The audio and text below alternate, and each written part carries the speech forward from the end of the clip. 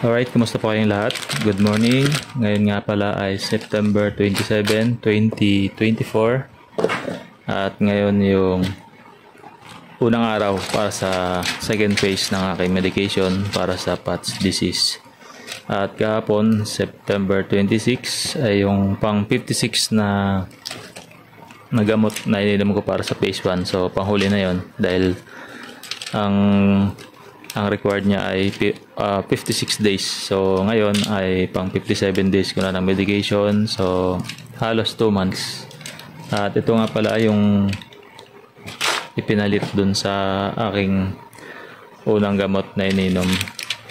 So ito sa size ng gamot ay mas maliit ito kumpara dun sa pang intensive sa phase 1 ng medication. So ito ay iinumin ng 280 days para mabuo yung 1 year, no, or yung 12 months na pagte-take. So ito good for 1 month ko na ito, and then kasi binibigay good for 1 month na. So before ito maubos, kukuha na ako ulit sa center.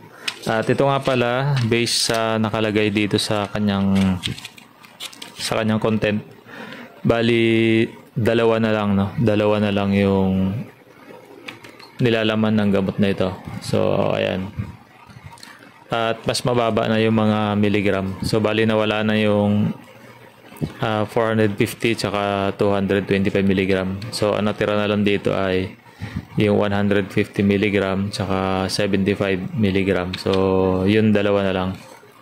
Kaya nga lang mas mahaba yung time ng pagte-take nito.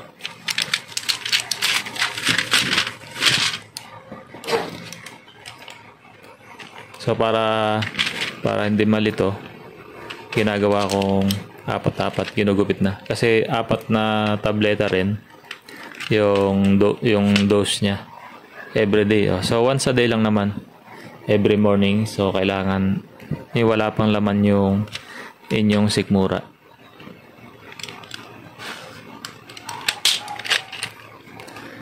And then sa update nga pala, no, sa condition ko ngayon, so maganda na yung aking pakiramdam. So nakakagawa na ako ng mga bagay na yung mga normal na bagay, no, nakakapaglakad.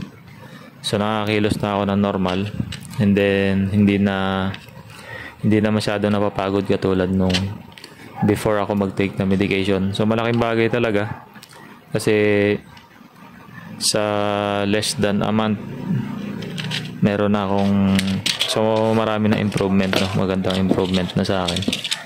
So ginagawa ko ganyan para tuwing umaga ay hindi ka na malilito. So apat-apat, and then tong sobra, so may sobra dito, yun ipa-partner natin para maging 4 na peraso.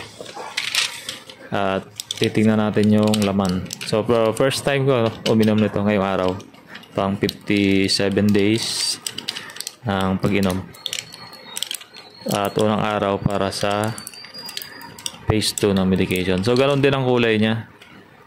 So pareha sila ng kulay. Kaya nga lang mas maliit ito. Parang kalahati lang, no? So kalahati yung size niyan.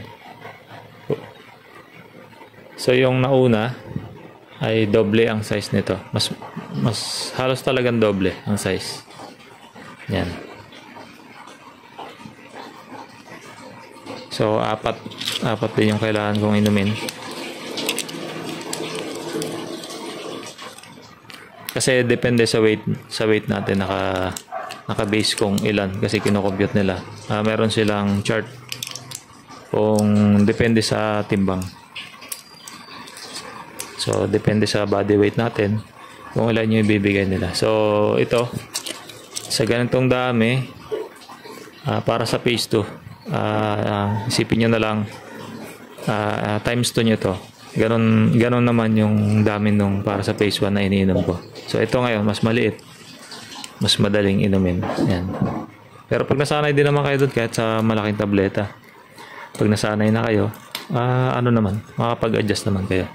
So, ayun lang. At ito nga rin yung aking update. At sa loob ng 57 days, no? Pang 57 days na ngayon ng medication, ay so napakaganda na nung kondisyon ng aking katawan.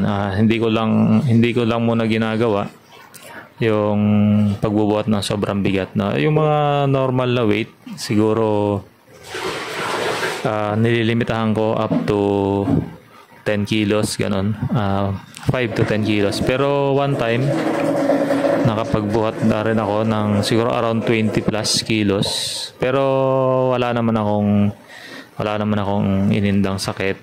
Kaya nga lang, dahil nga sa lumbar spine, yung ating naging problema, na-regulate ko na lang yung sarili ko na wag na magbuhat ng sobrang bigat muna until na matapos yung medication at makapag-conduct ng x-ray or any test na re-recommend ng doktor. Pero as per doktor naman ay x-ray na lang yung ipapagawa sa akin after ng medication para makita yung status ng buto. Yun lang naman yung magiging concern na doon pagtapos ng medication. So ayun lang mga bossing, no?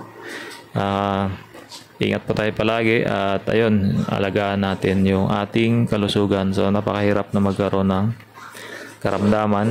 Unang-una, magastos, and then masyado tayong maabala sa oras. Marami tayong bagay na hindi magagawa pansamantala. And then ayun nga, mag-ingat po tayo palagi sa ating mga kalusugan. God bless po.